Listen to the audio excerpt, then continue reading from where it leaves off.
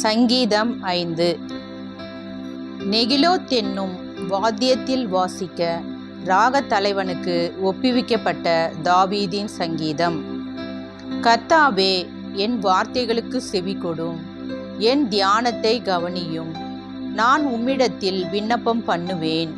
என் ராஜாவே, என் தேவனே, என் வேண்டுதலின் சத்தத்தை கேட்டருளும்.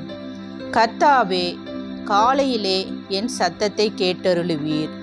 காலையிலே உமக்கு நேரே வந்து ஆயத்தமாகி காத்திருப்பேன்.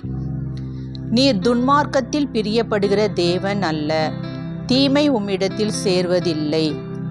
வீம்புக்காரர் உம்முடைய கண்களுக்கு முன்பாக நிலை நிற்க மாட்டார்கள். அக்கிரமக்காரர் யாவரையும் வெறுக்கிறீர். பொய் பேசுகிறவர்களை அழிப்பீர். இரத்த பிரியனையும் சூதுள்ள மனுஷனையும் கர்த்தர் அருவருக்கிறார்.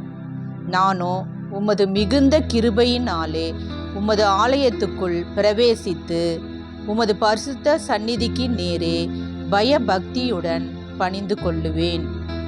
கர்த்தாவே, என் சத்துருக்களின் நிமித்தம் என்னை உம்முடைய நீதியிலே நடத்தி எனக்கு முன்பாக உம்முடைய வழியை செவ்வைப்படுத்தும்.